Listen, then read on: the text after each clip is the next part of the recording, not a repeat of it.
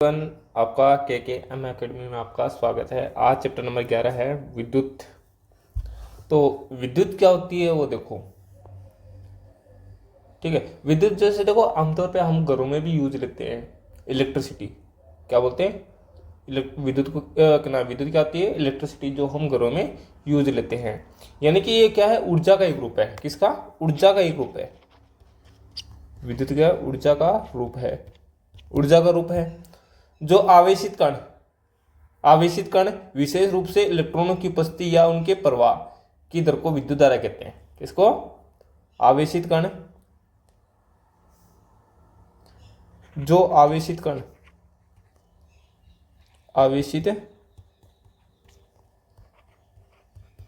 कणों विशेष रूप से इलेक्ट्रॉन क्या है? विशेष रूप से इलेक्ट्रॉनों की उपस्थिति। किसकी? इलेक्ट्रॉनों की उपस्थिति। ठीक है, उपस्थिति या उनके प्रवाह की दर को विद्युत धारा कहते हैं। क्या कहते हैं? विद्युत धारा कहते हैं। या यूं कहें आवेशों की प्रवाह की दर को क्या है? आवेशों की प्रवाह की दर को विद्युत धारा कहते हैं।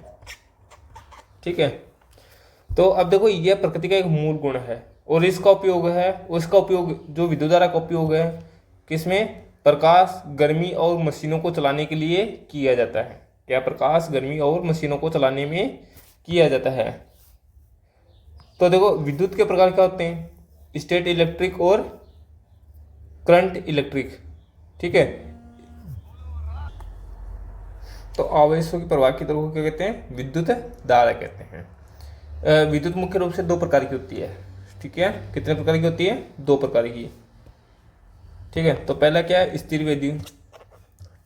विद्युत।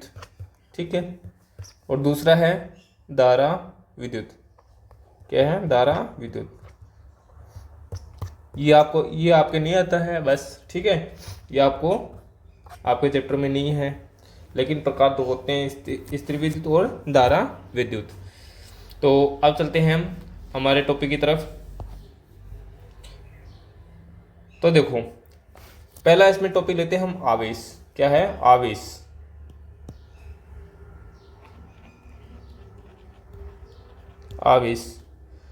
कितने प्रकार के होते हैं? दो प्रकार के। ठीक है, आवेश कितने प्रकार के होते हैं? दो प्रकार के। पहला है धनावेश।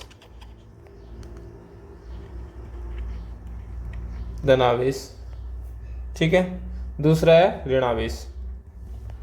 दूसरा क्या है? ऋणावेश। तो देखो धनावेश में प्रोटॉन होते हैं। धनावेश में क्या होते हैं? प्रोटॉन।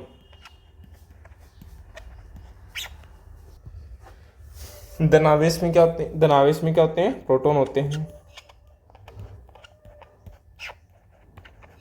और दूसरा क्या है? ऋणावेश में क्या होते हैं? इलेक्ट्रॉन होते हैं। ऋणावेश में इलेक्ट्रॉन होते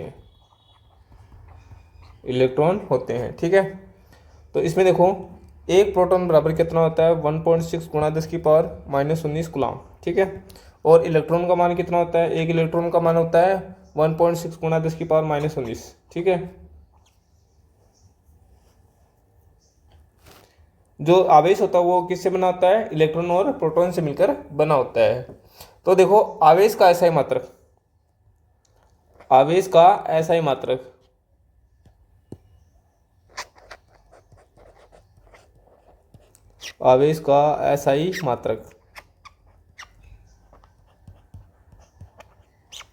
मात्रक क्या होता है? कूलम। क्या होगा? ऐसा ही मात्रक कूलम होता है।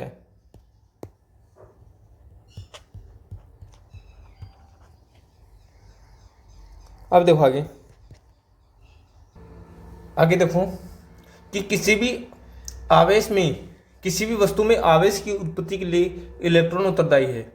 इलेक्ट्रॉन की कमी पर वस्तु धनावेश तथा इलेक्ट्रॉन बढ़ाने पर वस्तु बढ़ाने पर माइनस प्राप्त होता है। क्या है कि प्लस धनावेश तथा इलेक्ट्रॉन बढ़ाने पे क्या प्राप्त होता है, ऋणावेश प्राप्त होता है। तो देखो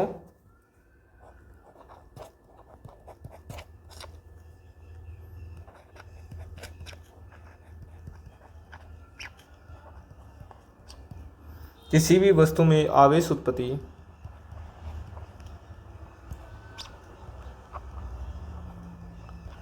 उत्पत्ति के लिए इलेक्ट्रॉन उत्तरदायी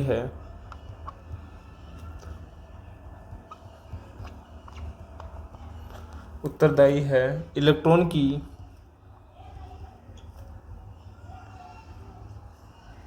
कमी पर वस्तु प्लस तथा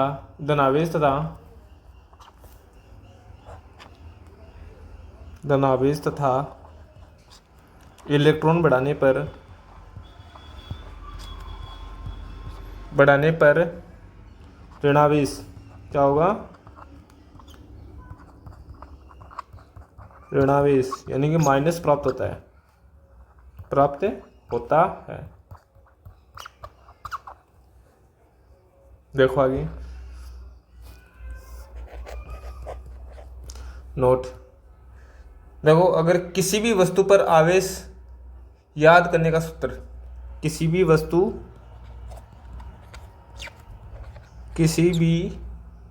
वस्तु पर आवेश ज्ञात करने का सूत्र, आवेश ज्ञात करने का सूत्र Q plus Q equal plus minus NE, जहाँ E इक्वल क्या होगा 1.6 गुणा 10⁻⁻19 कूलम।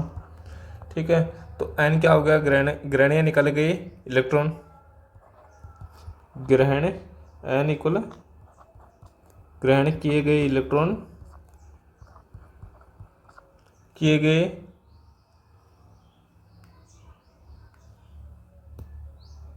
ग्रहण या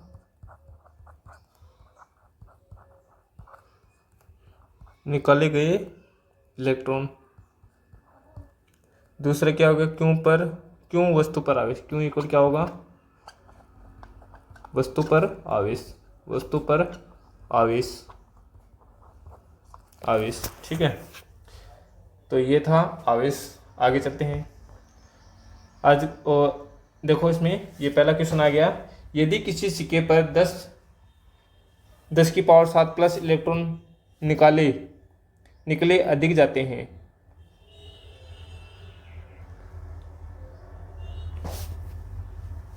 यदि किसी सिक्के पर 10⁻7 इलेक्ट्रॉन निकाले जाते हैं तो सिक्के पर धन आवेश कौन सा होगा।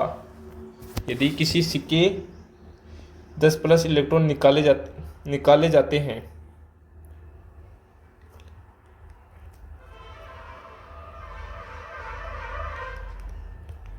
अधिक जाते हैं तो धन आवेश कौन सा होगा। देखो तो Q इक्वल क्या होगा, plus minus NE electron. Q equal क्या होगा 10⁻7 गुणा 1.6 गुणा 10⁻⁻19 कूलम। ठीक है, तो क्या होगा, इक्वल क्या होगा 1.6 गुणा 10⁻⁻19 प्लस 7।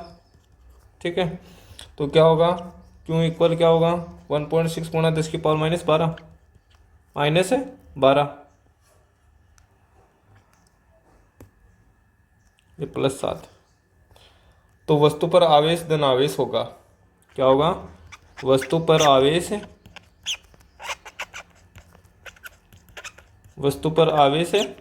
धन आवेश होगा।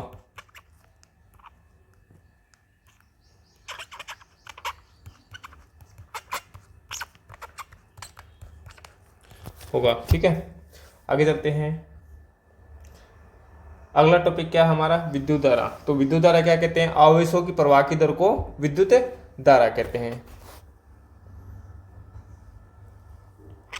क्या है, आवेशों की प्रवाह की दर को, आवेश प्रवाह की दर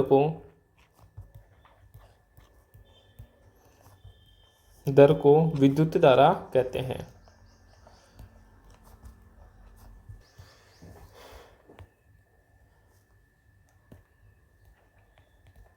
विद्युत धारा कहते हैं। तो देखो कि चालक तार में धारा का प्रवाह इलेक्ट्रॉन प्रवाह के उल्टा होता है। क्या होता है,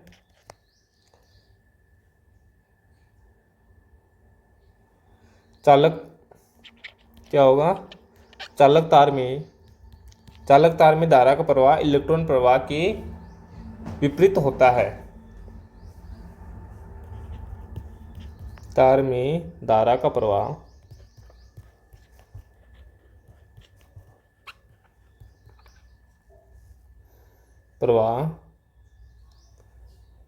इलेक्ट्रॉन प्रवाह के विपरीत होता है। विपरीत होता है। दूसरा देखो,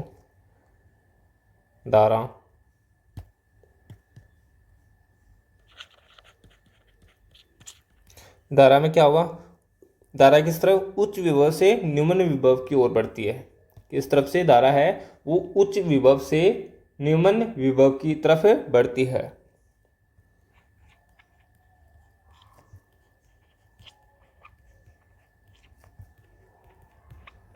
विभव से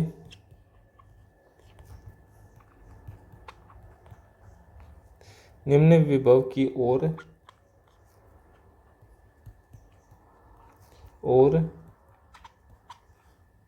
बढ़ती है। ठीक है, इलेक्ट्रॉन प्रवाह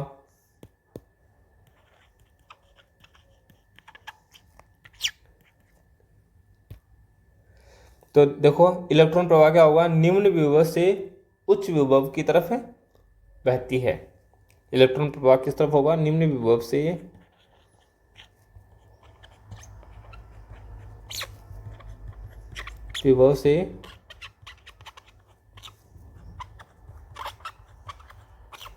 उच्च विभव की ओर होगा। ठीक है, तो देखो इसमें डायग्राम देखो,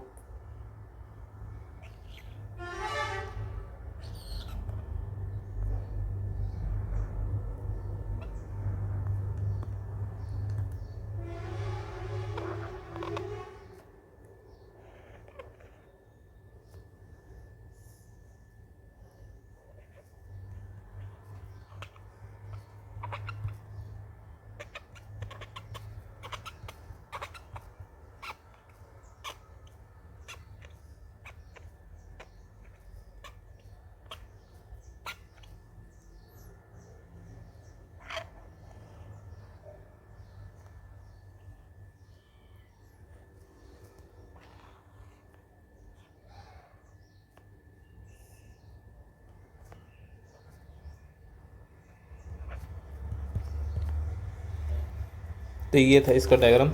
अब देखो आगे कि विद्युत धारा का एसआई मात्रक, विद्युत धारा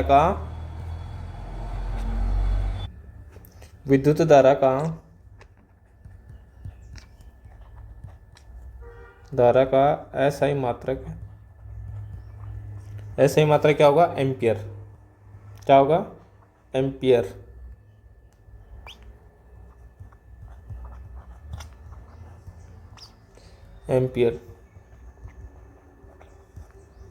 अथवा कूलाम अपॉन सेकंड। तो विद्युत धारा का सूत्र क्या होगा,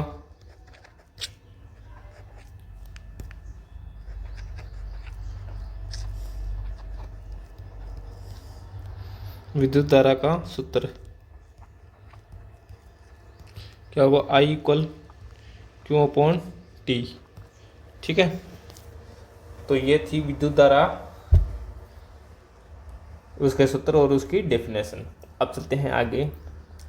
आगे देखो, आगे हमारा एक क्वेश्चन है फिर से। किसी विद्युत बल्ब में तंतु में से 0.5 एम्पीयर विद्युत धारा 10 मिनट तक प्रवाह होती है, तो विद्युत परिपथ से विद्युत आवेश का परिमाण ज्ञात कीजिए। तो देखो आई इक्वल क्या होगा, Q/T। आई इक्वल क्या होगा, 5 एम्पीयर की तरह प्रवाहित हो रही है इसमें, तो Q इक्वल क्या होगा, IT। तो आवेश निकालना है हमें, ठीक है।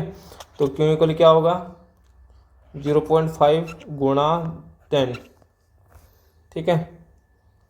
तो Q क्या होगा, आवेश निकालेंगे तो यहाँ से इसका पॉइंट हटाएंगे तो 5 गुणा 10/10।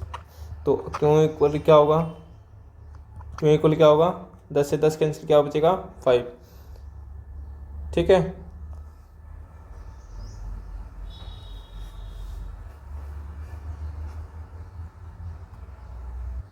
हम सेकंड में निकालेंगे ये, सॉरी यहाँ पे देखो कि यहाँ पे 10 मिनट है, तो 1 मिनट बराबर कितने होते हैं, 60 सेकंड।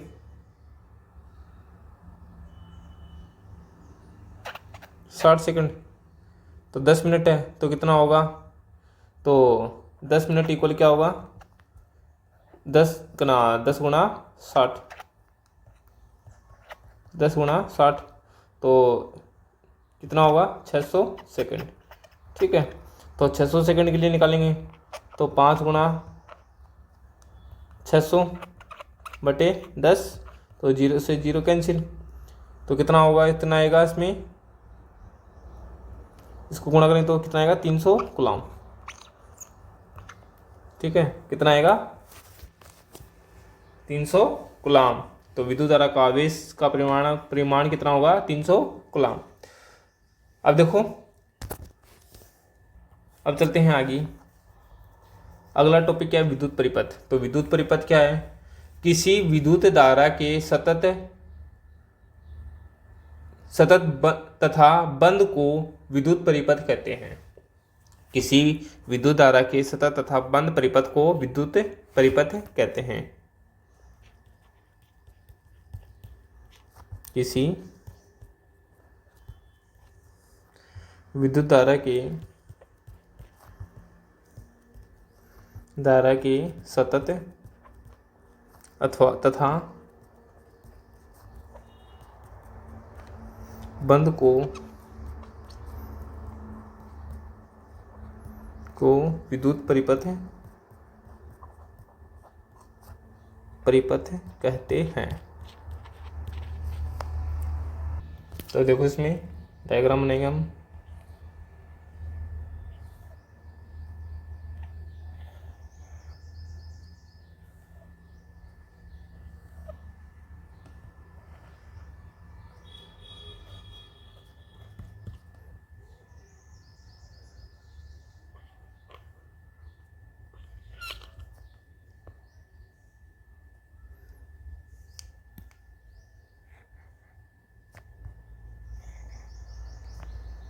एम्पियर, ठीक है।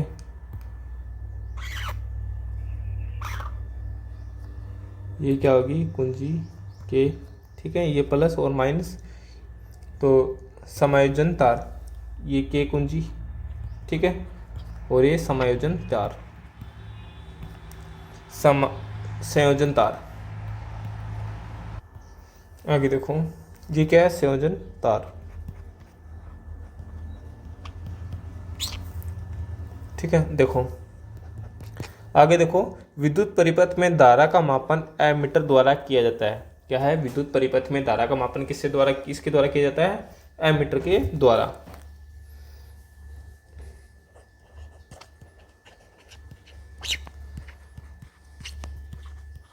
विद्युत परिपथ में धारा का मापन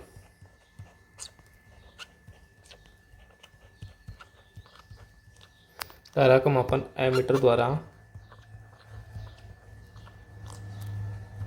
द्वारा किया जाता है, ठीक है। अब देखो आगे कि विद्युत परिपथ में एक सेल, कुंजी और बल्ब जोड़ते हैं। विद्युत परिपथ में क्या जोड़ते हैं? विद्युत परिपथ में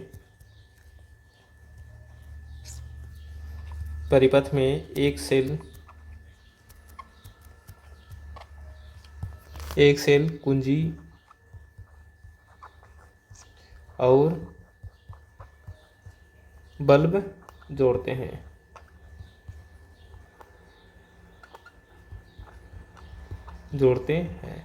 ठीक है, तो ये था विद्युत परिपथ।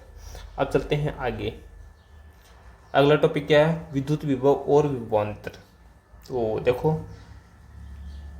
क्या होता है विद्युत विभव, ध्यान से देखना। तो देखो विद्युत विभव और विभवांतर क्या होता है। देखो कि विद्युत परिपथ में एक आवेश को या एक विद्युत परिपथ में आवेश को एक सिरे से, मतलब ये तार है, ठीक है। विद्युत परिपथ में क्या होगा? आवेश को एक सिरे से, यहाँ से एक सिरे से दूसरे तक, इस दूसरे सिरे तक, ठीक है, लाने में सेल द्वारा किया गया, यहाँ से सेल द्वारा किया गया कार्य है ना, वो क्या कहलाता है? विद्युत विभव कहलाता है। ठीक है, तो देखो इसको कैसे लिखेंगे। तो देखो विद्युत परिपथ में, देखो इसमें क्या हुआ? विद्युत परिपथ में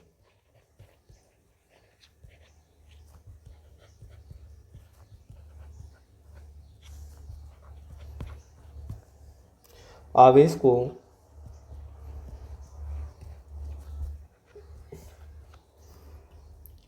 एक सिरे से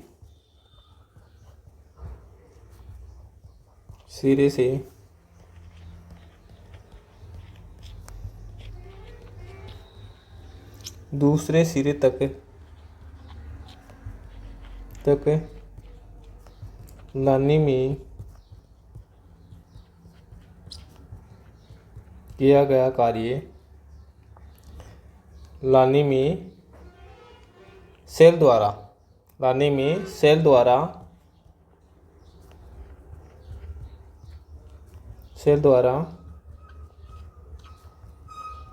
किया गया कार्य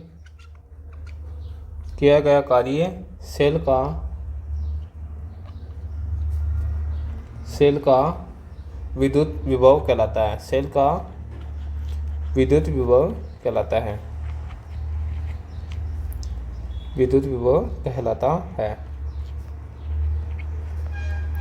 तो विद्युत विभव क्या होता है? देखो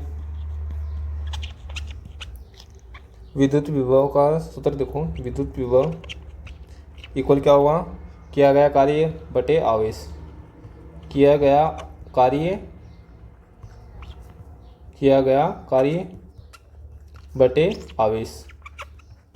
ठीक है, ये हो गया। तो V इक्वल क्या होगा? W/Q, यानी कि कार्य को W से और Q को आवेश से, विभव को V से व्यक्त करते हैं। ठीक है, तो विभव और विभवांतर में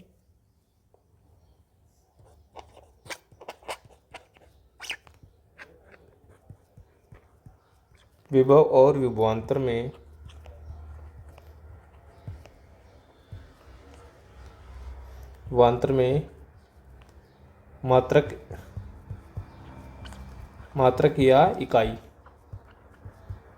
क्या आती है? जूल अपॉन कूलाम तथा वोल्ट। तो ये था विद्युत विभव और विभवांतर।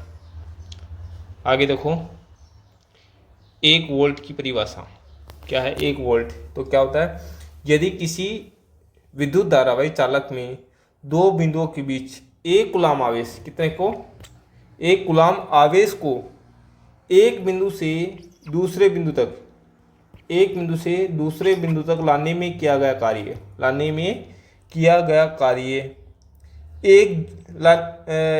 एक बिंदु से दूसरे बिंदु तक ले जाने में 1 जूल कार्य, कितना? 1 जूल कार्य किया जाता है। तो उन दोनों के बीच विभवांतर क्या होगा? 1 वोल्ट का होगा। कितना होगा?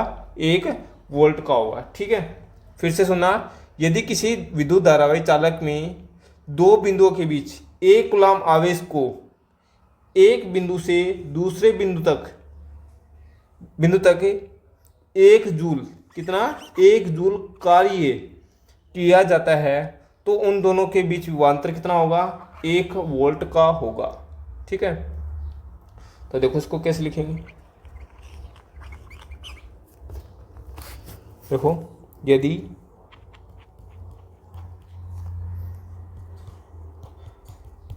किसी विद्युत धारावाही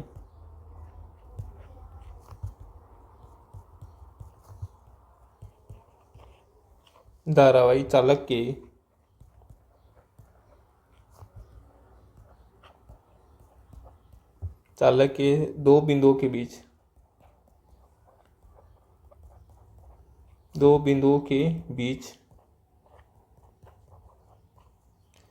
एक कूलाम आवेश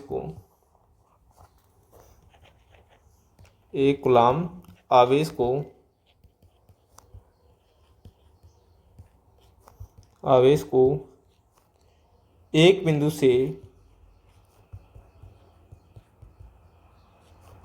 से दूसरे बिंदु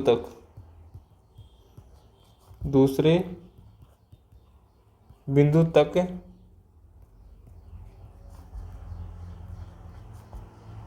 ले जाने में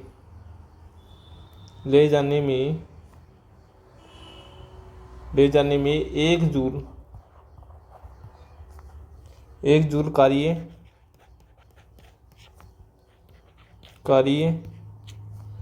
किया जाता है, तो उन दोनों बिंदुओं के बीच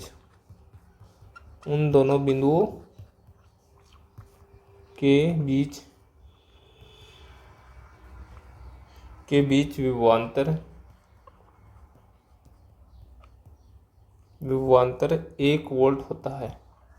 1 वोल्ट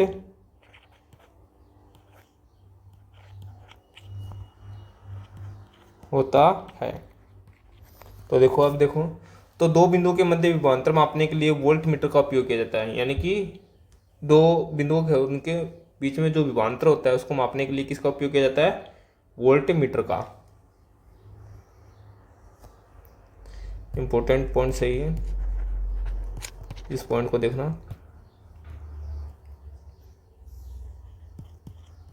दो बिंदुओं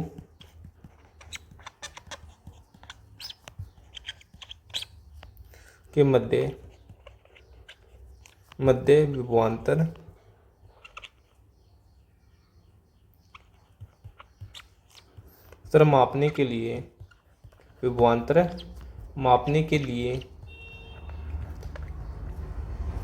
मापने के लिए वोल्ट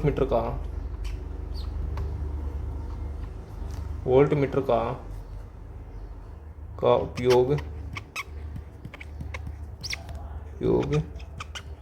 उपयोग किया जाता है। तो ये थी 1 वोल्ट की परिभाषा। ठीक है, अब चलते हैं आगे।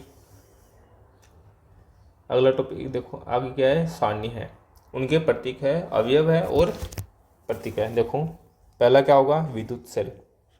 क्या होगा, विद्युत सेल। तो विद्युत सेल का प्रतीक क्या होगा, देखो,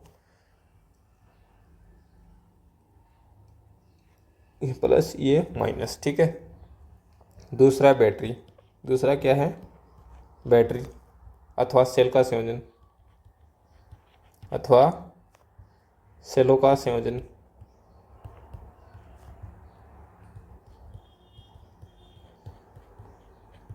तो सेलों का संयोजन क्या होगा, देखो,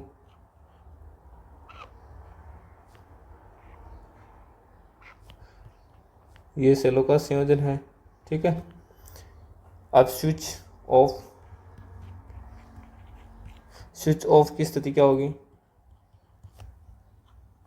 ये स्विच ऑफ की स्थिति है। स्विच ऑन हो तो ये स्विच ऑन है। तार संधि तार संधि। तो तार संधि क्या होगी, ये होगी तार संधि। ठीक है। अब अगला क्या है, तार क्रॉसिंग। तार क्रॉसिंग,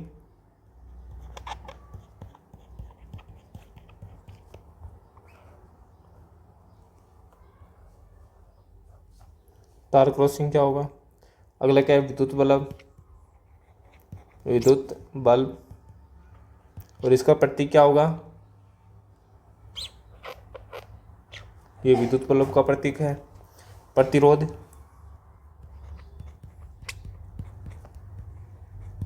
प्रतिरोधक को आर से व्यक्त करते हैं। ठीक है।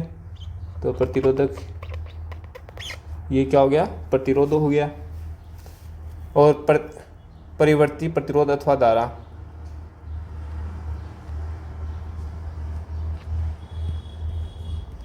परिवर्ती प्रतिरोध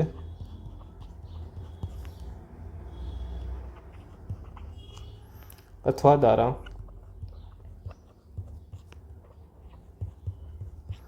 अथवा धारा।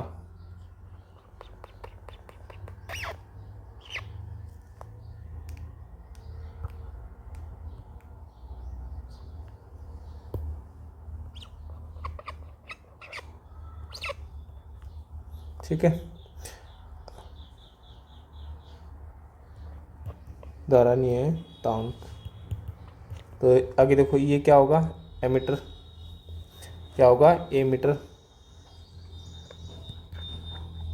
एमीटर क्या होगा, ये होगा एमीटर, ये प्लस और ये माइनस। अगला क्या होगा, वोल्ट मीटर। क्या होगा, वोल्ट मीटर। तो वोल्ट मीटर क्या होगा, वी। ठीक है। तो ये हो गया वोल्ट मीटर। ये थे इनके अवयव और प्रतीक, तो ये आपको ध्यान में होने चाहिए। अब आगे चलते हैं ओम का नियम। अगला जो टॉपिक है वो क्या है हमारा, ओम का नियम। तो ओम का नियम क्या होता है, यानी कि यदि किसी चालक तार के सिरों के मध्य लगाया गया विभवांतर और प्रवाहित धारा, यानी दो चालक तार है किसी, ठीक है, तारों के दो सिरों के मध्य, दो सिरे हैं, उनके मध्य क्या होगा, विभवांतर, उस चालक तार में प्रवाहित होने वाली धारा, धारा की क्या होता है, समानुपाती होता है। ठीक है, धारा के समानुपाती होता है, और धारा के तो समानुपाती होता है, परंतु जो तार का ताप है समान रहना चाहिए। तार लंबाई है, क्षेत्रफल है, ठीक है, क्षेत्रफल है और चालक तार का तापमान है, लंबाई, ये क्या होना चाहिए, ये सभी समान होने चाहिए। तो वो क्या हो गया, एक यानी ओम का नियम हो गया। देखो आगे, देखो कैसे लिखेंगे, किसी चालक तार में, किसी चालक तार के सिरों के मध्य लगाया गया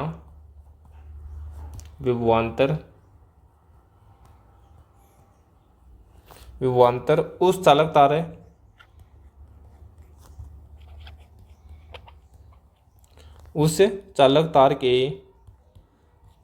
तार में प्रवाहित होने वाली धारा, चालक तार में प्रवाहित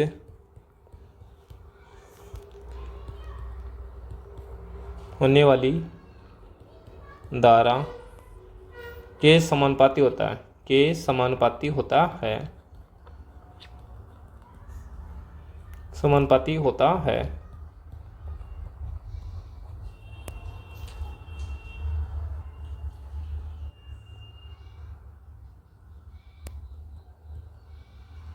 स्थित समानुपाती होता है, परंतु चालक तार की लंबाई, चालक तार का क्षेत्रफल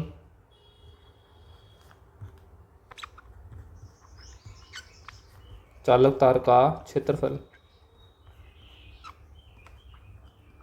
तार का क्षेत्रफल और चालक तार का तापमान, और चालक तार का तापमान नियत रहना चाहिए। क्या रहना चाहिए? नियत रहना चाहिए।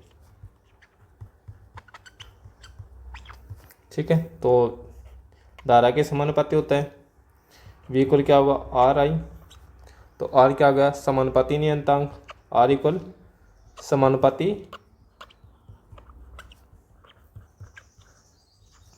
नियतांक। तो R क्या हो गया?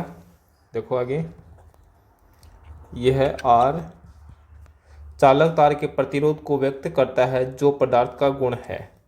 R चालक तार के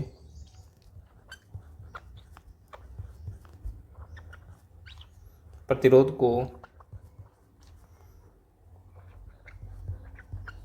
को व्यक्त करता है जो पदार्थ का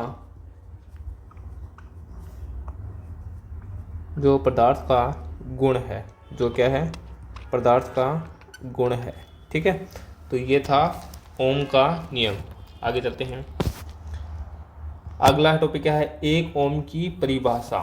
तो देखो, एक ओम की परिभाषा क्या होगी? यदि किसी चालक तार के सिरों के मध्य 1 वोल्ट विभवांतर लगाने पर प्राप्त धारा 1 एम्पियर हो तो उस चालक तार का प्रतिरोध 1 ओम होता है। देखो क्या होगा, यदि चालक तार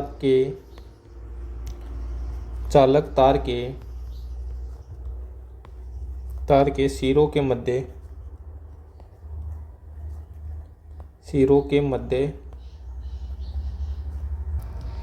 1 वोल्ट विभवांतर लगाने पर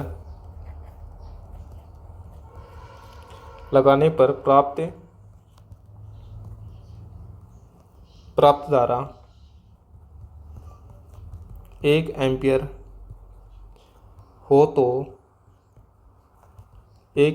हो तो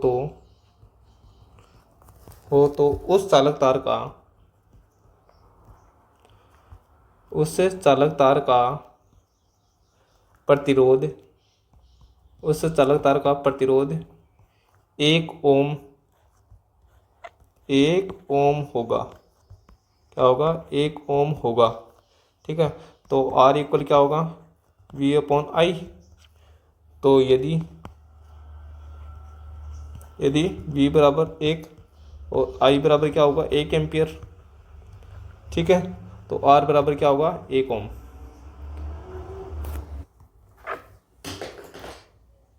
एक ओम हो। क्या हो? 1 ओम हो। तो ये था 1 ओम की परिभाषा। आगे चलते हैं। आगे अगला जो टॉपिक है वो क्या है? प्रतिरोध। प्रतिरोध क्या होता है? जो धारा के मार्ग में रुकावट पैदा करता है। सीधा क्या बोलूं?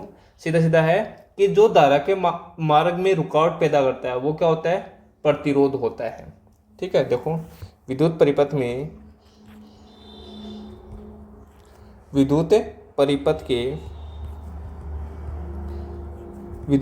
के धारा के मार्ग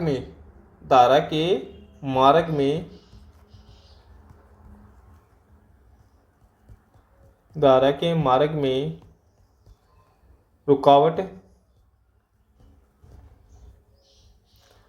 रुकावट को या इलेक्ट्रॉन के मार्गों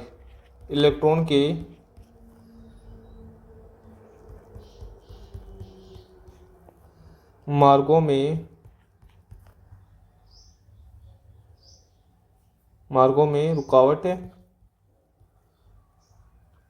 रुकावट को प्रतिरोध कहते हैं।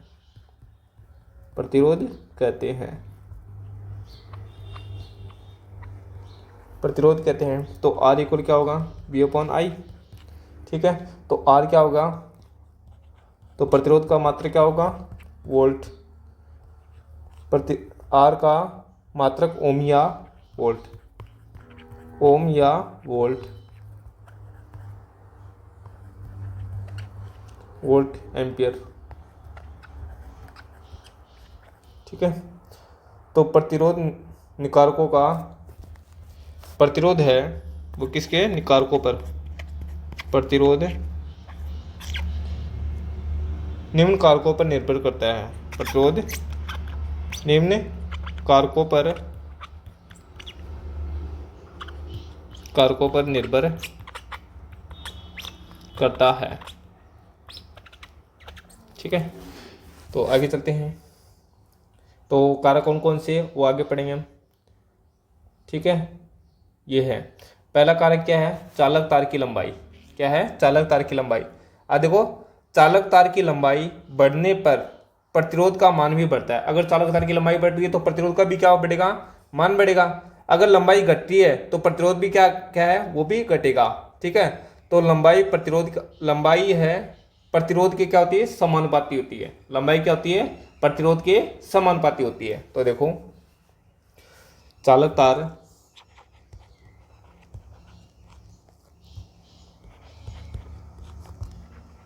तार की लंबाई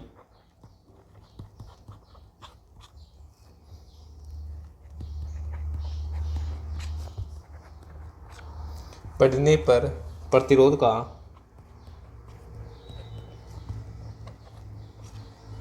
का मान, प्रतिरोध का मान भी बढ़ता है, मान भी बढ़ता है, तथा लंबाई घटने पर, लंबाई घटने पर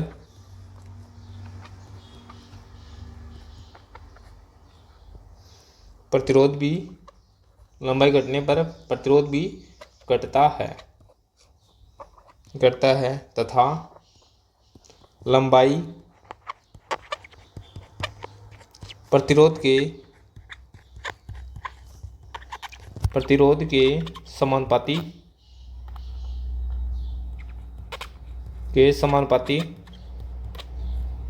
होती है। क्या होती है, लंबाई किसके समानुपाती होती है, प्रतिरोध के। तो आर समानुपाती आई। ठीक है, ये हो जाएगा समीकरण नंबर 1। तो अगर देखो लंबाई है, अगर वो बढ़ रही है तो प्रतिरोध भी क्या होगा, बढ़ेगा। प्रतिरोध भी क्या होगा, बढ़ेगा। अगर लंबाई घट रही है तो प्रतिरोध भी क्या होगा, घटेगा। ठीक है, तो ये था चालक तार की लंबाई, पहला कारक। तो अब दूसरा कारक देखते हैं। दूसरा क्या है, चालक तार का क्षेत्रफल पर। तो देखो, चालक तार का क्षेत्रफल बढ़ने पर प्रतिरोध कम होता है। अगर चालक तार का क्षेत्रफल है, अगर वो बढ़ता है तो प्रतिरोध क्या होगा, कम होगा। अगर क्षेत्रफल कम होता है तो प्रतिरोध क्या होगा, बढ़ेगा। ठीक है, तो क्षेत्रफल और प्रतिरोध क्या होते हैं, एक दूसरे के व्युत्क्रमानुपाती होते हैं।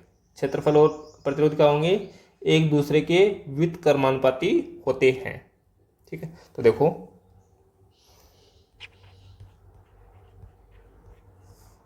चालक तार का क्षेत्रफल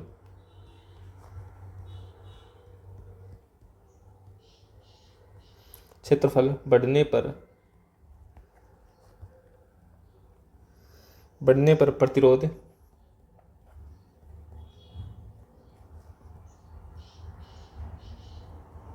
कम होता है, तथा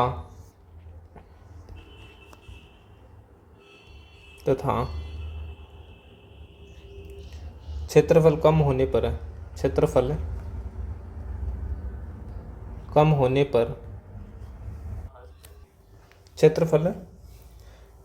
पर प्रतिरोध भी क्या है, बढ़ता है। प्रतिरोध क्या है, बढ़ता है।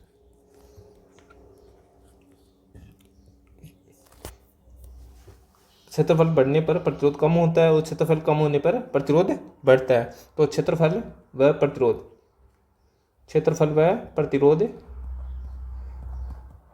प्रतिरोध एक दूसरे के व्युत्क्रमानुपाती होते हैं, व्युत्क्रमानुपाती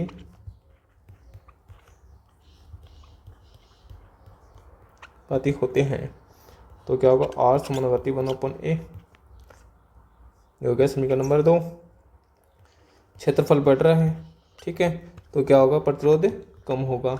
अगर क्षेत्रफल घट रहा है तो प्रतिरोध क्या होगा, बढ़ेगा। ठीक है, तो देखो आगे, आर समानुपाती आई एल, ये हो गया समीकरण नंबर 1। तो आर व्युत्क्रमानुपाती अपॉन क्षेत्रफल के, ये समीकरण नंबर 2। तो देखो समीकरण 1 व 2 से, तो समीकरण 1 व 2 से देखो, आर इक्वल क्या होगा, 1/a। तो आर इक्वल क्या होगा, L/A। ठीक है,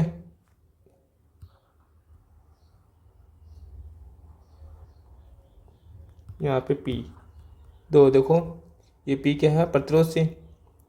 P क्या हो गया, समानुपाती नियतांक।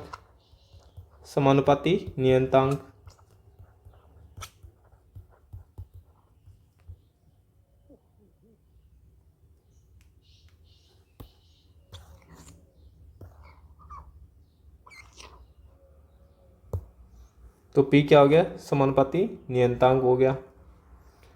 तो आगे देखो, प्रतिरोध का मात्रक,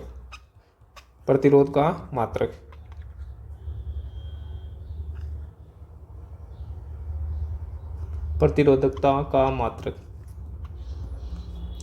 क्या होगा इसका, तो मात्रक होगा, देखो R × A/U इक्वल क्या होगा,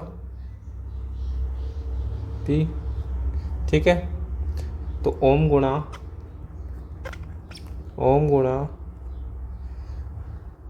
metre square upon M equal क्या होगा,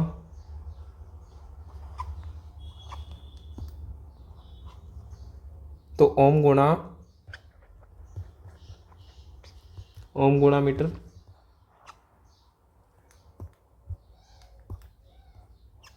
प्रतिरोध। ठीक है, तो ये था जो निम्न कारक है, प्रतिरोध है। तो अब आगे चलते हैं हम, अगला टॉपिक क्या है, प्रतिरोधकता। तो प्रतिरोधकता किसे कहते हैं, कि चालक तार की एकांक लंबाई और एकांक क्षेत्रफल के भाग का प्रतिरोधकता कहलाता है। तो देखो, चालक तार की एकांक लंबाई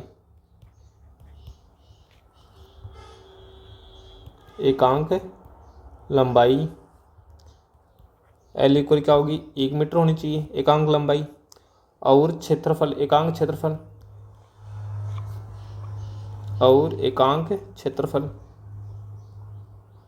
एकांक क्षेत्रफल क्या है, एम्पियर गुणा 1 मीटर स्क्वायर के भाग का प्रतिरोधकता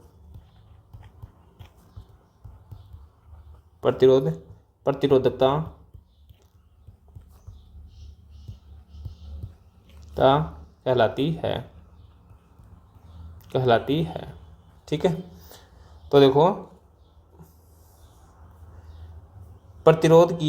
पदार्थ की प्रतिरोधकता लंबाई और क्षेत्रफल पर निर्भर नहीं करता है। क्या पदार्थ की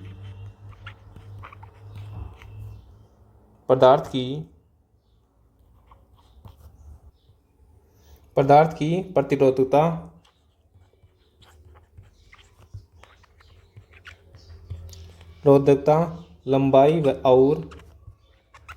लंबाई और क्षेत्रफल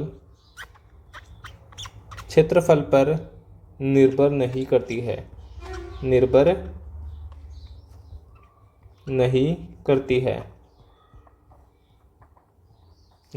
है।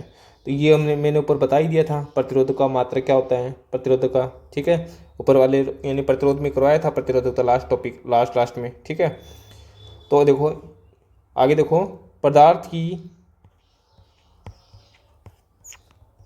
की प्रतिरोधकता ताप और पदार्थ की प्रकृति पर निर्भर करती है। पदार्थ की प्रतिरोधकता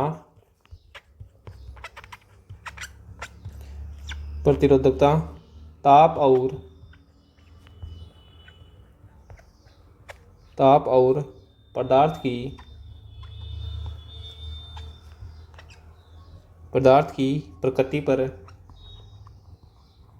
प्रकृति पर निर्भर करती है। प्रकृति पर क्या करती है? निर्भर करती है। ये था प्रतिरोधकता। अब चलते हैं हमारे अगले टॉपिक में। अगला टॉपिक क्या है हमारा? ओम के नियम का प्रायोगिक सत्यापन, वी और आई का ग्राफ। ठीक है, तो उपकरण देखो, उपकरण क्या होंगे? संयोजक तार, सेल,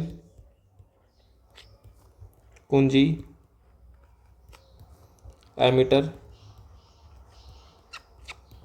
वोल्टमीटर। अब देखो परिपथ का चित्र, तो परिपथ का चित्र बनाएंगे हम।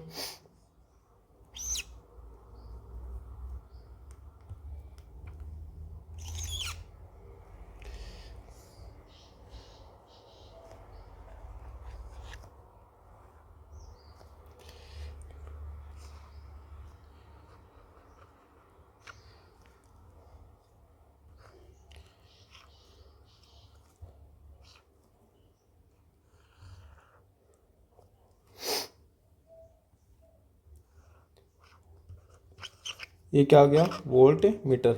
और ये हो गया आर प्रतिरोध प्लस माइनस, ये क्या होगी? कुंजी। ठीक है, ये क्या होगी? कुंजी। और ये एमीटर। तो एमीटर इक्वल श्रेणी क्रम, एमीटर इक्वल श्रेणी क्रम। क्या हो गया? श्रेणी क्रम। Voltmeter equal ammeter, volt meter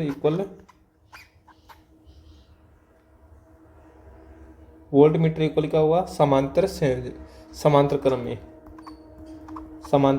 क्रम में। ठीक है, तो देखो अगला, ये था परिपथ का चित्र। आगे देखो, अगला है ओम का नियम। ओम का नियम क्या होता है? धारा के समानुपाती होता है। तो V इक्वल क्या होगा? आर आई। तो R क्या है? नियतांक हो गया। R नियतांक है जिसे प्रतिरोध कहते हैं। ठीक है, अब देखो प्रेक्षण सारणी। तो देखो विभवांतर क्या होगा? V विद्युत धारा एम्पियर। तो देखो अगर विभवांतर 0.4 है तो धारा कितनी होगी? 0.1। ये 0.8 है तो ये 0.2, 1.2 तो 0.3, 1.6 तो 0.4, 2.0 2 कितना है? 0.6, 0.5। ठीक है, 2.4 है तो ये 0.6। तो ये थी इसकी प्रेक्षण सारणी। अब आगे चलते हैं। आगे क्या है? ग्राफ।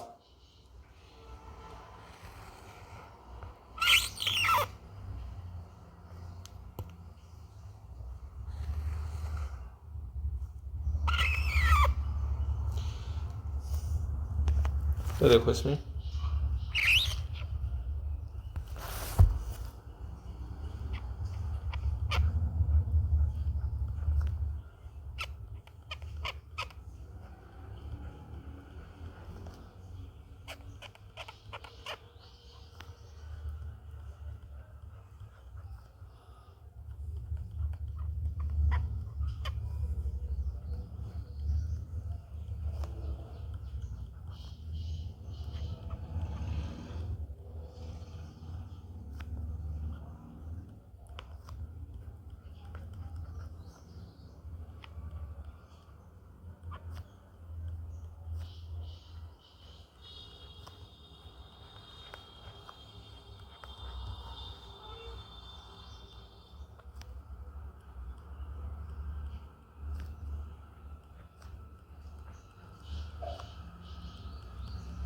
तो ये देखो, ये क्या है, विभवांतर। क्या है, विभवांतर v। ठीक है, ये क्या है, 0.4, 0.8 और 1.2 और 1.6 2 2.4। ठीक है, और देखो यहाँ पे क्या है, 0.1, 0.2, 0.3, 0.4,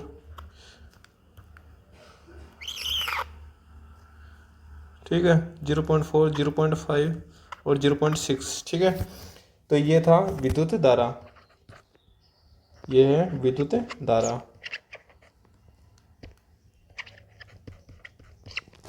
विद्युत धारा ये था विभव और विभवांतर और धारा में ग्राफ। ठीक है, अब देखो आगे चलते हैं। आगे क्या है, प्रतिरोधों का संयोजन। पहला क्या है, श्रेणीक्रम संयोजन।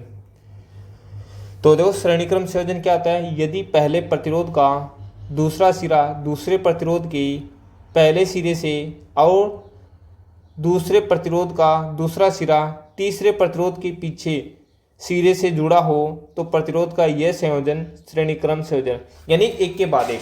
यानी जैसे ये है, जैसे सपोज मानो जैसे ये बल्ब जो ये प्रतिरोध है, तो ये प्रतिरोध जुड़ रहा है, एक के बाद एक जुड़ रहा है, यानी समांतर। ठीक है, यानी एक के बाद एक। ठीक है, तो ये वाला क्या हो गया, यानी पहला प्रतिरोध हो गया। ठीक है, उसका दूसरा सिरा है वो क्या है, दूसरे प्रतिरोध के पहले सिरे से जुड़ रहा है, तो दूसरा प्रतिरोध का दूसरा सिरा है वो तीसरे प्रतिरोध के पहले सिरे से जुड़ रहा है। ठीक है, तो ये जो क्या हो, ये क्रम क्या हो गया, श्रेणीक्रम संयोजन। ठीक है, क्या हो गया, श्रेणीक्रम संयोजन। अब देखो आगे,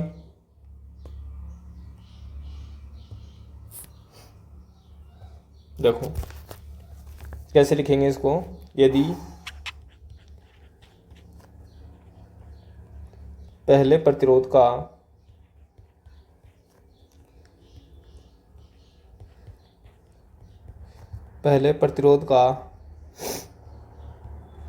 दूसरा सिरा पहले प्रतिरोध का दूसरा सिरा दूसरे प्रतिरोध के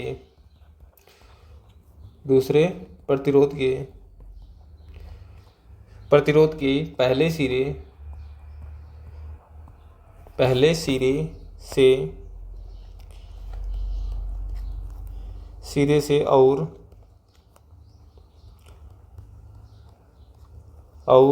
दूसरे प्रतिरोध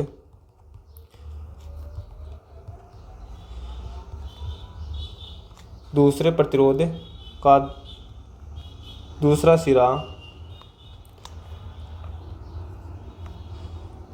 सिरा तीसरे प्रतिरोध के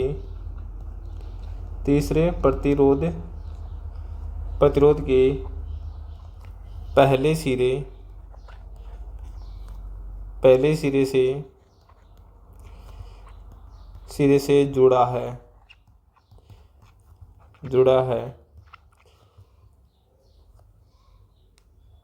हो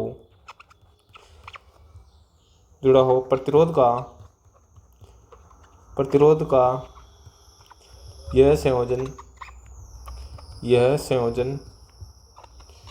श्रेणीक्रम संयोजन कहलाता है। यह संयोजन श्रेणीक्रम संयोजन कहलाता है।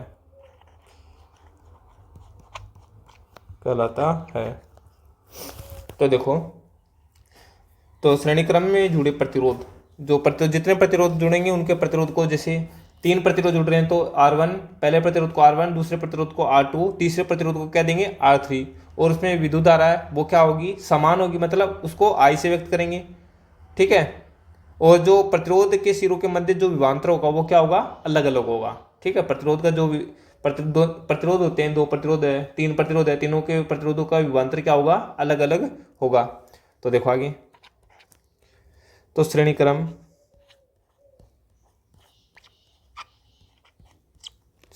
संयोजन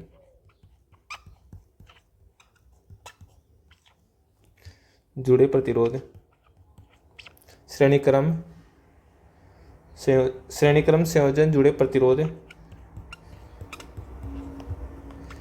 प्रतिरोध क्रम R1 R2 R3 में प्रवाहित विद्युत धारा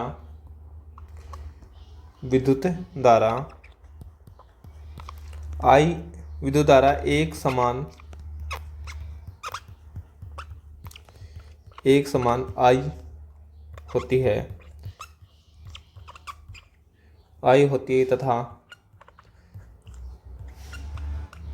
तथा प्रत्येक प्रतिरोध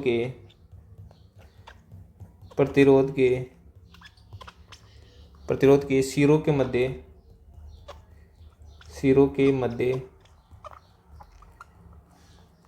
के मध्य विभवांतर अलग अलग होगा। क्या होगा? अलग अलग होगा।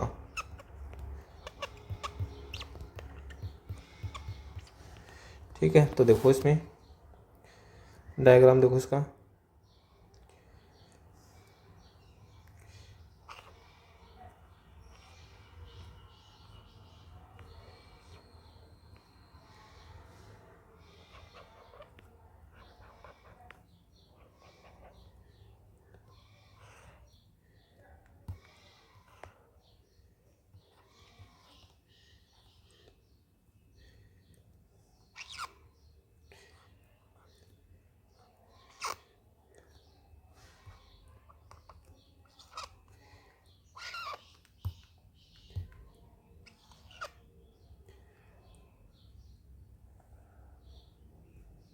इसमें विद्युत धारा I है।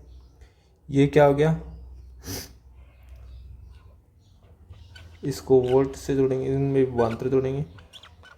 ये वोल्ट मीटर जोड़ दिया।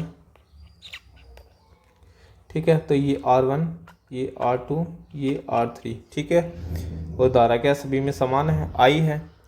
और ये प्लस ये माइनस ये कुंजी के। ठीक है, और ये प्लस ये माइनस। ठीक है, तो ये था इसका यानी कि श्रेणीक्रम संयोजन। आगे चलते हैं।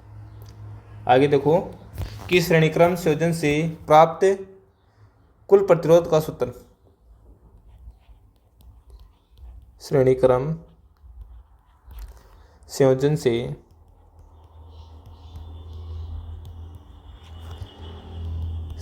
से प्राप्त तुल्य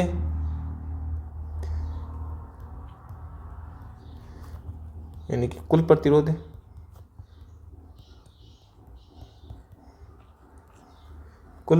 का सूत्र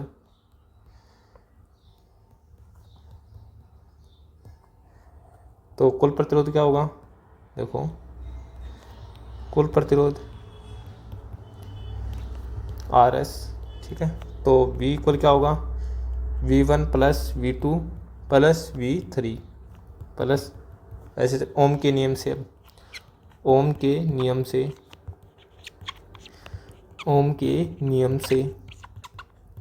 तो क्या होगा? V बराबर RI। ठीक है, तो क्या होगा? VI इक्वल क्या होगा? V1 इक्वल क्या होगा? RI। V2 क्या होगा? R2I। V3 क्या होगा? R3I। तो V इक्वल क्या होगा? R1I R2I R3I। ठीक है, अतः V1 का कुल प्रतिरोध V1 कुल विभवांतर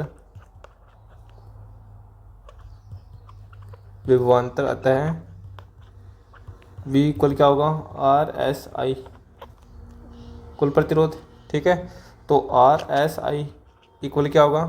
R1 plus I R2I plus R3I। तो क्या होगा? RS इक्वल क्या होगा? I कॉमन आ गया तो क्या बच गया? R1 plus R2 plus R3।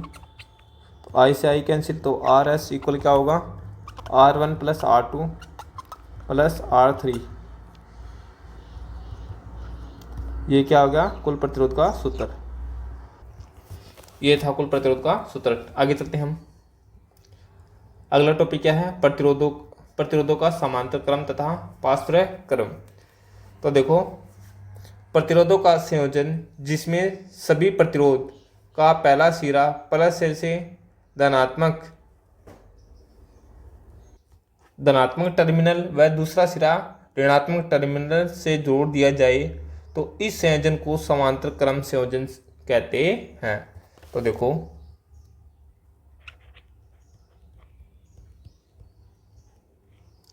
प्रतिरोध का संयोजन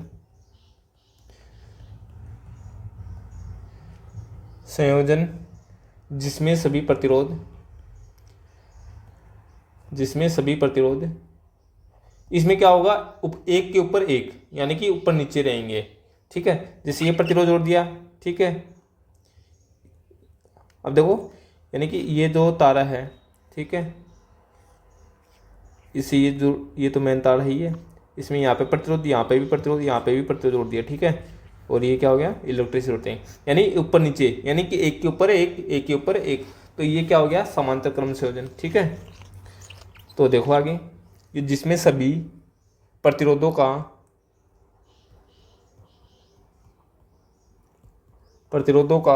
पहला सिरा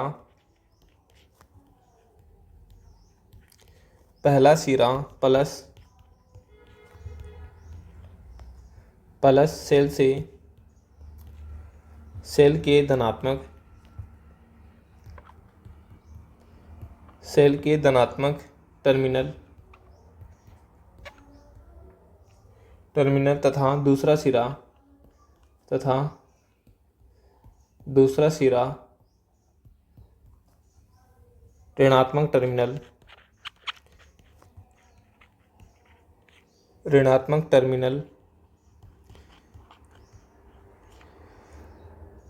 जोड़ दिया जाए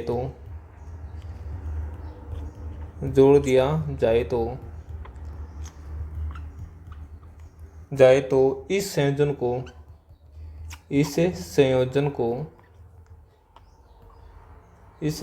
को समांतर क्रम संयोजन कहते हैं। समांतर क्रम संयोजन कहते हैं। तो देखो,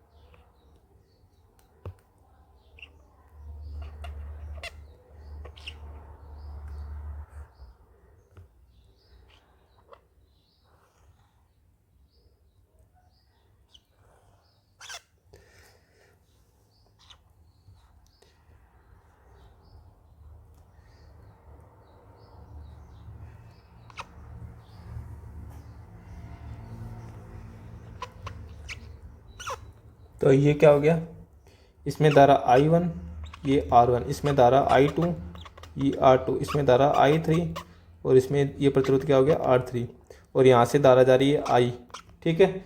और यहाँ पे भी धारा क्या आ रही है, यहाँ से I हो रही है। ये प्लस है, ये माइनस, ये कुंजी K है, और ये प्लस है, ये माइनस प्लस क्या होगा, कुंजी K है।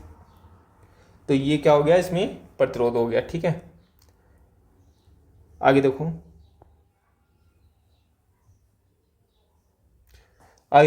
प्रतिरोधों के समांतर संयोजन में सभी प्रतिरोध क्रम से R1, R2, R3 में धारा I अलग अलग क्रम से I1, I2, I3, ठीक है, होगी, और सभी प्रतिरोधों के सिरों के मध्य विभवांतर V होगा। प्रतिरोधों के मध्य विभवांतर क्या होगा, V होगा। तो देखो,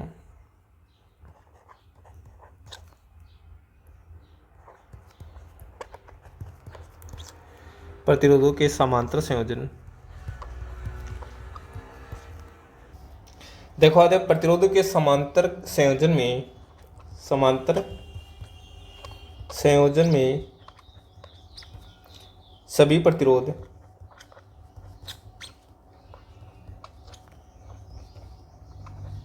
सभी प्रतिरोध क्रमशः R1 R2 व R3 में धारा I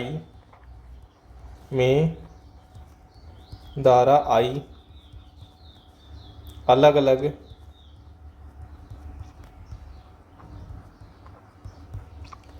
अलग क्रम से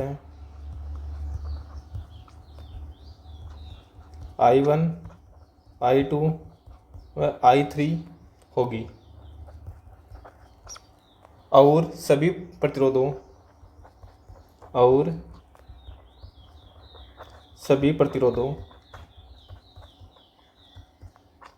प्रतिरोधों के सिरों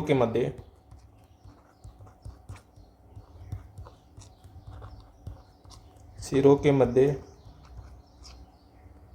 विभवांतर V होगा। क्या होगा? विभवांतर V होगा। अब देखो आगे चलते हैं। अब क्या है तुल्य प्रतिरोध का सूत्र? तो तुल्य प्रतिरोध का सूत्र देखो, कुल विद्युत इक्वल क्या होगा? I1 plus I2 plus I3। आगे देखो ओम का नाम, ओम के नियम से तो क्या होगा? I इक्वल क्या होगा? V upon R। तो V1 upon R1। I2 equal क्या होगा? V upon R2। I3 equal V upon R3। तो V इक्वल क्या होगा?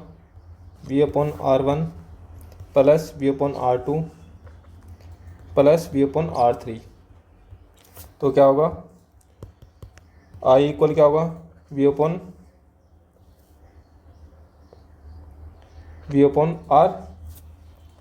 RP। तो क्या होगा? V अपॉन RP इक्वल क्या होगा?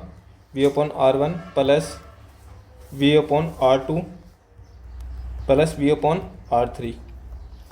आगे देखो V अपॉन RP इक्वल क्या होगा? V कॉमन ले लिया हमने, तो 1 upon R1 plus 1 upon R2 plus 1 upon R3। तो V से V क्या हो जाएगा? कैंसिल। तो 1 अपॉन RP इक्वल क्या होगा? 1 upon R1 plus 1 upon R2 plus 1 upon R3। तो ये था तुल्य प्रतिरोध का सूत्र। अब देखो आगे अगला टॉपिक क्या है? विद्युत धारा का तापीय प्रवाह। तो देखो इसमें क्या होगा? सेल में रासायनिक क्रिया होती है, तो उनमें दोनों टर्मिनलों के मध्य क्या होगा? मध्य विभवांतर आता है। दोनों टर्मिनलों के मध्य क्या आता है? विभवांतर आता है। तो विभवांतर में चालक में इलेक्ट्रॉनों की गति का प्रदान करता है, इलेक्ट्रॉनों को गति प्रदान करता है। विभवांतर क्या आता है? चालक में इलेक्ट्रॉनों को गति प्रदान करता है। तो इलेक्ट्रॉनों को गति देने से सेल को अपनी ऊर्जा खर्च करनी होती है। तो सेल को क्या है? अपनी ऊर्जा खर्च करनी होती है। तो खर्च की गई ऊर्जा एक भाग उपयोगी कार्य जैसे इलेक्ट्रॉन की गति प्रदान करना, पंखे की पंखुड़ियाँ घुमाना, ऊर्जा का दूसरा भाग ऊष्मा को उत्पन्न करते हैं। तो ऊर्जा का दूसरा भाग है वो क्या करते हैं? ऊष्मा को उत्पन्न करते हैं, जो संधारित्रों के ताप में वृद्धि करता है। ठीक है। तो किसी विद्युत पंखे को निरंतर काफ़ी समय तक चलाते हैं तो गर्म हो जाता है। क्या हो जाता है? पंखे को निरंतर चलाते हैं तो वो गर्म हो जाता है। तो देखो इसको कैसे लिखेंगे?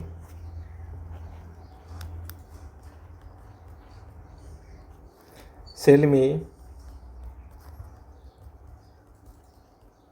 रासायनिक क्रिया द्वारा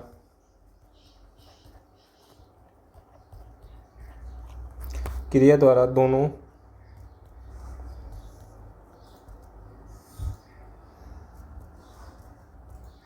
टर्मिनलों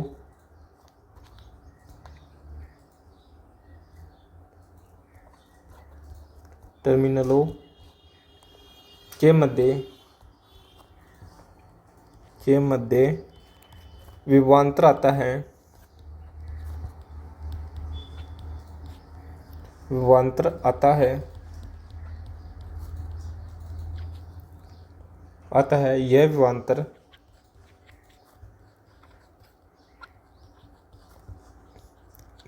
विभवांतर चालक में इलेक्ट्रॉन को गति प्रदान करता है।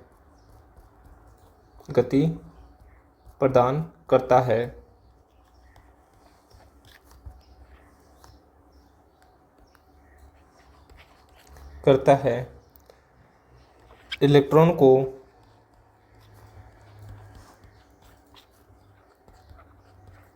गति देने में सेल को अपनी ऊर्जा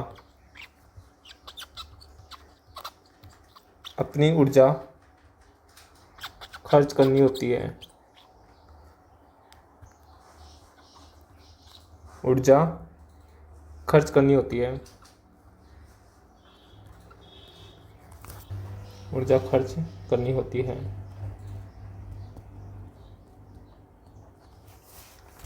सेल द्वारा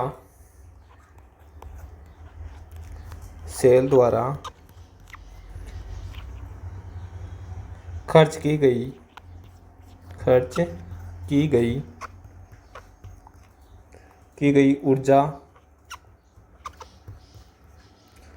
ऊर्जा का एक भाग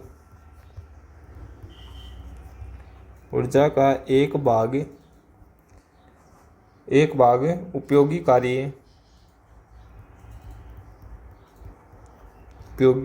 कार्य जैसे इलेक्ट्रॉन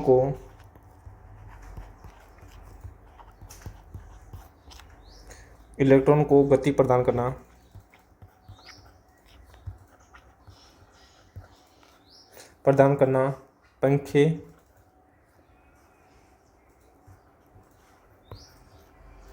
पंखे की पंखुड़ियाँ घुमाना,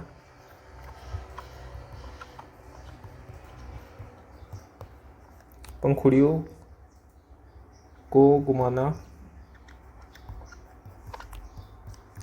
घुमाना तथा ऊर्जा का दूसरा भाग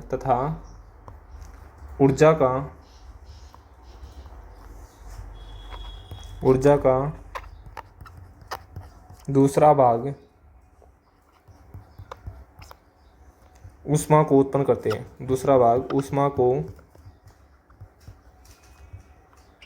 ऊष्मा को उत्पन्न करते हैं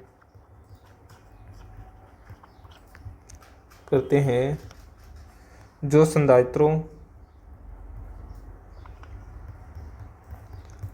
संधारित्रों के ताप में वृद्धि करती है। देखो कुछ नहीं, किसी विद्युत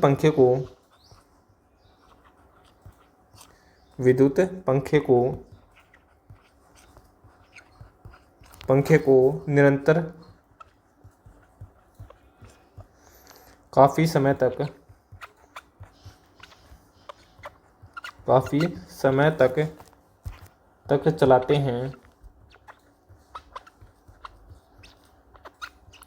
चलाते हैं तो गर्म हो जाता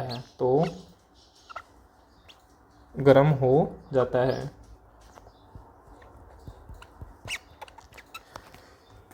आगे देखो, कुछ संधारित्रों में स्रोतों की ऊर्जा पूर्ण रूप से ऊष्मा में क्षय होती रहती है। ऊष्मा में क्या होती है? क्षय होती रहती है। क्षय का मतलब होते हैं यानी खर्च होती रहती है। इससे विद्युत धारा का तापीय प्रभाव कहते हैं।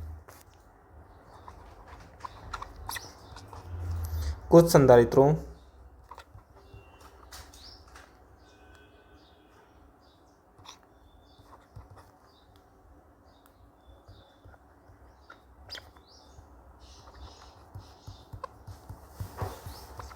संधारित्रों में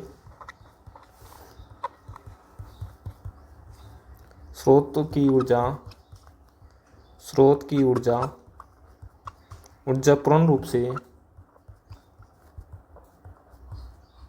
पूर्ण रूप से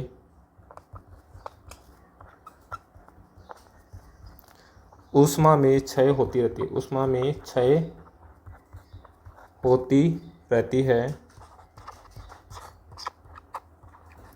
रहती है विद्युत धारा का इसे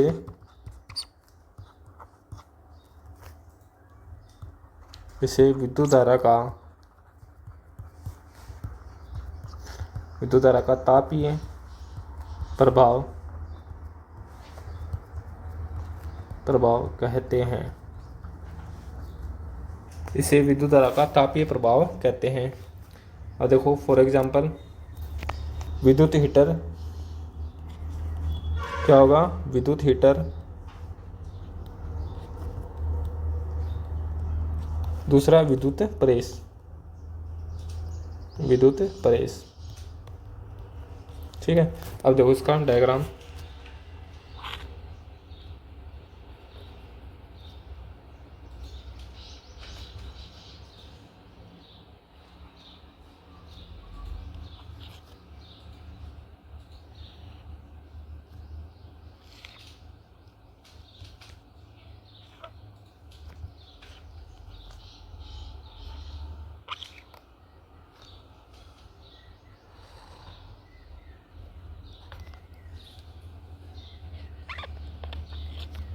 इसको वोल्ट मीटर से जोड़ दिया है। ये क्या है, प्रतिरोध हो गया, और ये एमीटर हो गया, ये कुंजी के हो गया, प्लस माइनस, इसमें धारा इस तरफ जा रही है।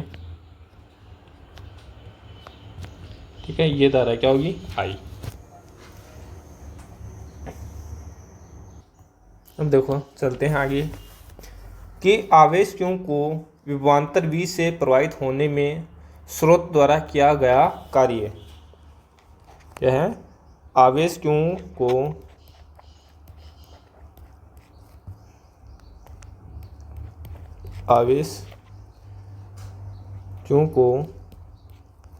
विभवांतर V से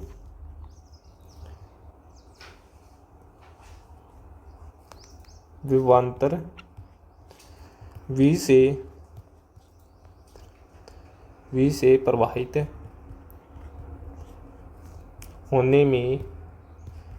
होने से स्रोत द्वारा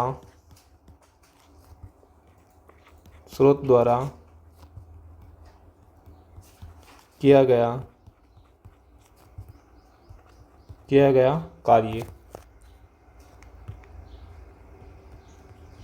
क्या होगा, W इक्वल क्यू V। तो W क्या होगा, W का मात्रक क्या होगा, कार्य का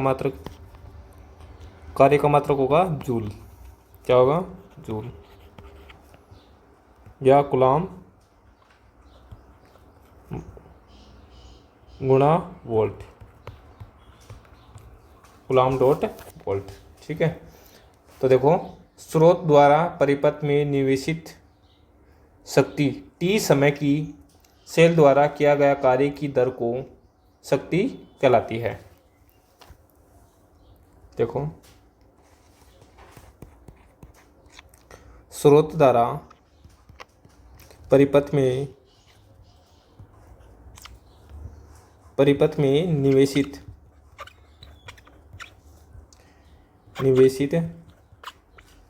शक्ति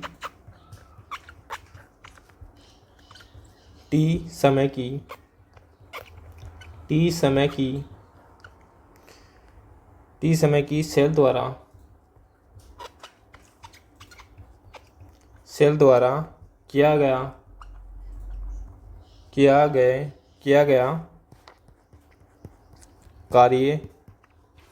कार्य की दर शक्ति कहलाती है। कार्य की दर शक्ति कहलाती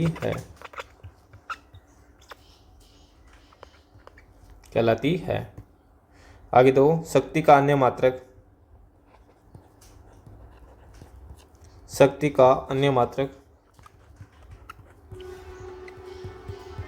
अन्य मात्रक अश्व शक्ति, अश्व शक्ति जिसको HP, ठीक है, HP से व्यक्त करते हैं, जिसे किसे द्वारा व्यक्त करते हैं। तो 1 हॉर्स पावर क्या होगा, 1 हॉर्स पावर इक्वल क्या होगा 746 वॉट, ठीक है, 1 हॉर्स पावर इक्वल क्या होगा 746 वॉट। तो देखो आगे चलते हैं, आगे क्या है, यहाँ पे करते हैं P इक्वल W/T। तो स्रोत कार्य करने की दर, स्रोत क्या है, कार्य करने की दर, कार्य करने की दर, करने की दर। तो P इक्वल क्या होगा Q/V, QV/T, क्योंकि I इक्वल क्या होगा Q/T, ठीक है।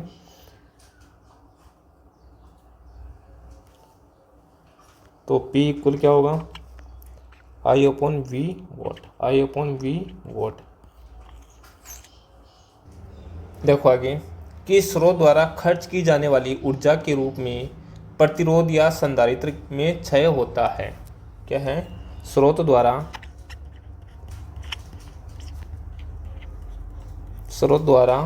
खर्च की जाने वाली, खर्च की जाने वाली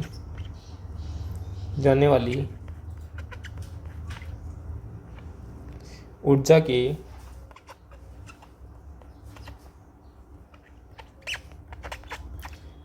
के रूप में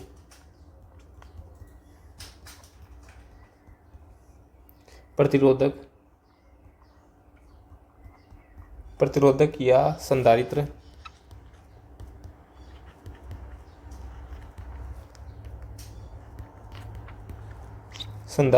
में क्षय होता, संधारित्र में क्षय होता है, क्षय होता है। इस प्रकार विद्युत धारा,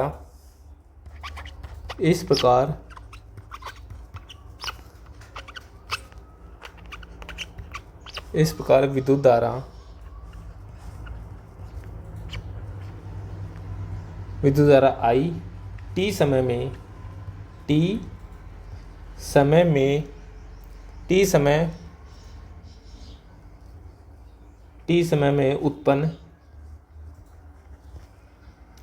उत्पन्न ऊष्मा का मात्रक।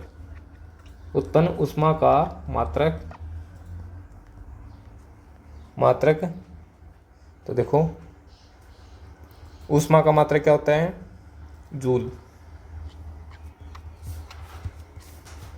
ऊष्मा का मात्रक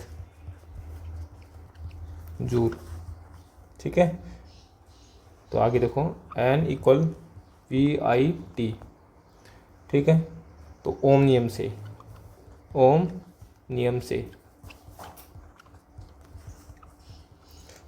देखो V बराबर IR, तो क्या होगा N equal I square RT।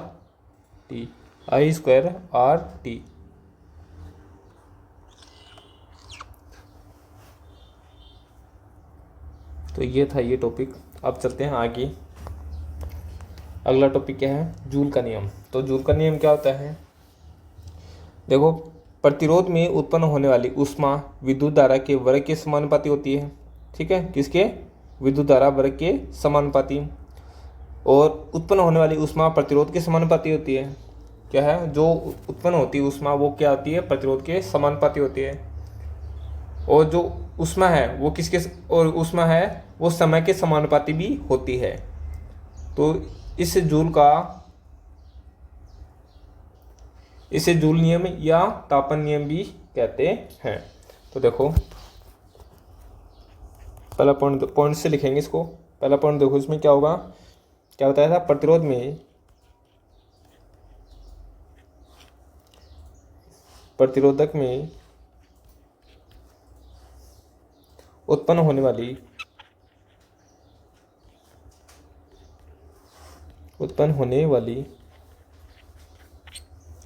ऊष्मा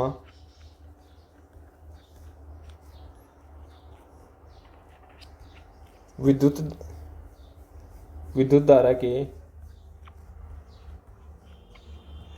धारा के वर्ग के समानुपाती होता है, समानुपाती होता है। सेकंड पॉइंट क्या बताया था हमने, ऊष्मा है वो प्रतिरोध के समानुपाती होती है।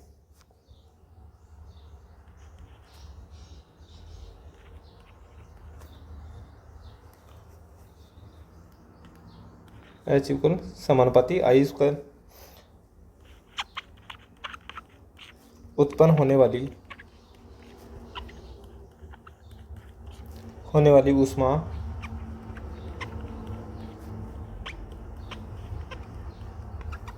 प्रतिरोध के समानुपाती होता है,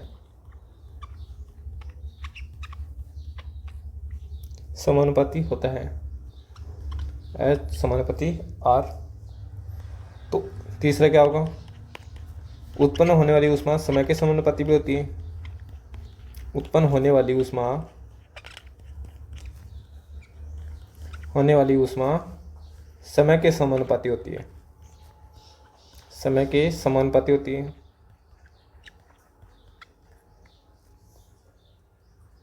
क्या होगा, H समानुपाती T। इसे जूल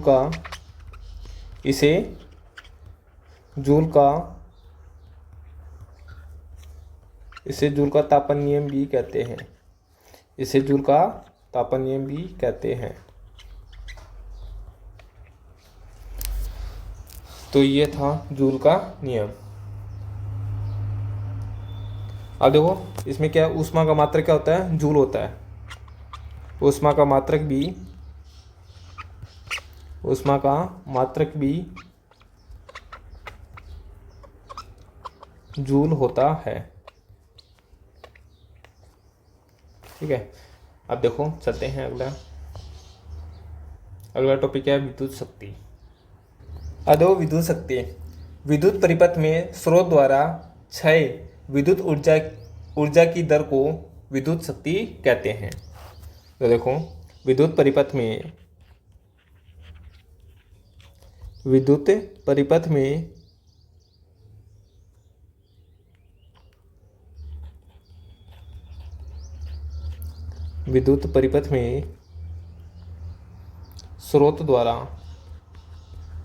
स्रोतों द्वारा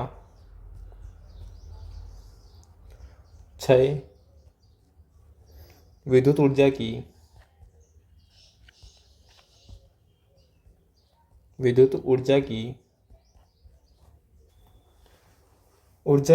दर को विद्युत शक्ति कहते हैं। क्या कहते हैं, विद्युत शक्ति कहते हैं। तो देखो विद्युत परिपथ में स्रोत द्वारा कार्य करने की दर को विद्युत शक्ति कहते हैं, या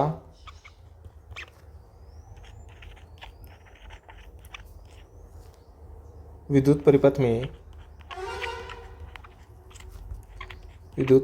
में स्रोतों द्वारा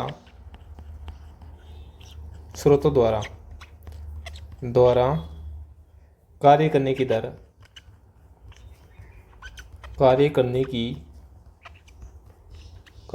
दर को विद्युत शक्ति कहते हैं। विद्युत शक्ति कहते हैं। तो देखो आगे देखो कि T समय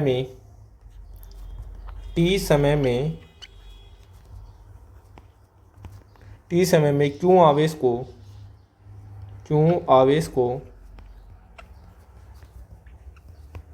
आवेश को प्रवाहित करने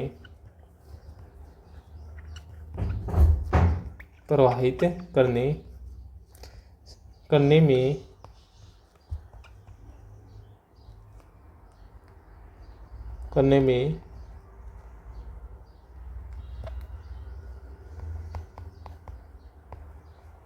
स्रोत द्वारा प्रवाहित करने में स्रोत द्वारा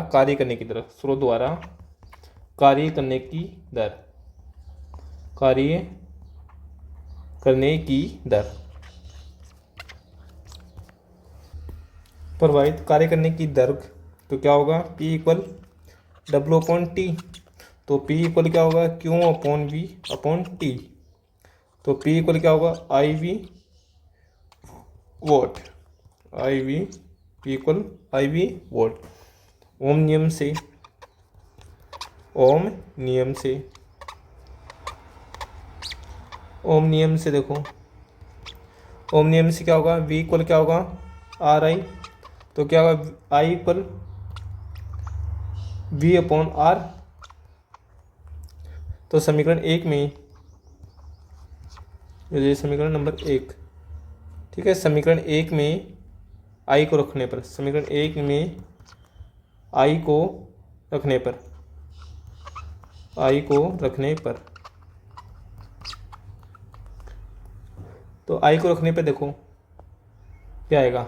I को रखेंगे तो P इक्वल क्या होगा, P इक्वल क्या होगा V²/R, ठीक है। तो क्या होगा विद्युत शक्ति का ऐसा ही मात्रक, वोट शक्ति छोटा मात्रक है। क्या है विद्युत शक्ति का ऐसा ही मात्रक, विद्युत शक्ति का ऐसा ही मात्रक,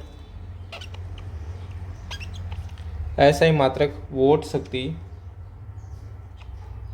वाट शक्ति छोटा मात्रक होता है। विद्युत शक्ति का ऐसा ही मात्रक वाट शक्ति छोटा मात्रक होता है, मात्रक होता है, ठीक है।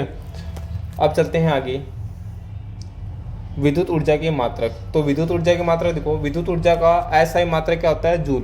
क्या होता है जूल। विद्युत ऊर्जा का ऐसा ही मात्रक, ऐसा ही मात्रक क्या होता है जूल, ठीक है। तो विद्युत ऊर्जा का बड़ा मात्रक किलोवाट, विद्युत ऊर्जा का बड़ा मात्रक किलोवाट घंटा, किलोवाट घंटा kWh होता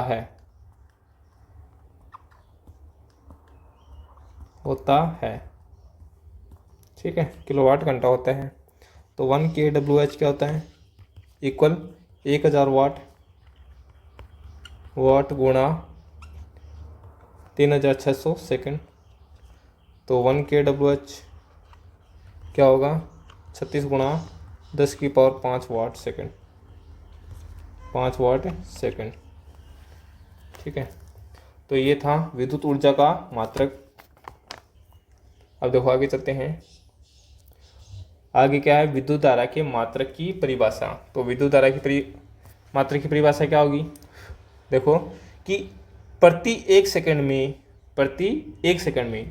में क्या है 1 कूलम्ब आवेश प्रवाह से 1 एम्पीयर विद्युत धारा उत्पन्न होती है।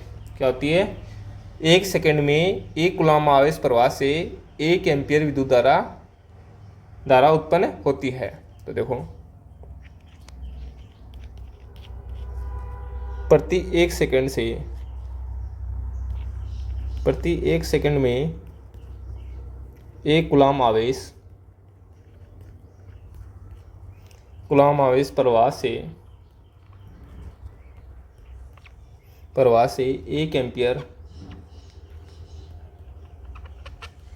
1 एम्पीयर विद्युत धारा उत्पन्न होती है।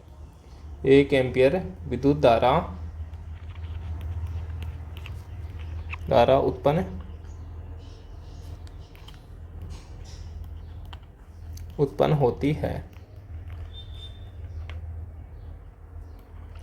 होती है। तो ये थी विद्युत धारा के मात्रक की परिभाषा, और इसी के साथ हमारा ये टॉपिक आज का चैप्टर है वो कंप्लीट होता है। तो आई होप आपको ये टॉपिक समझ में आया होगा। अगर कोई टॉपिक समझ में नहीं आया है इस चैप्टर में, अगर कोई टॉपिक समझ में नहीं आया होगा तो वो हमें कमेंट करके ज़रूर बताइए। तो चलते हैं, ज़्यादा से ज़्यादा वीडियो को लाइक करें, शेयर करें और हमारे इस यूट्यूब चैनल को सब्सक्राइब करें।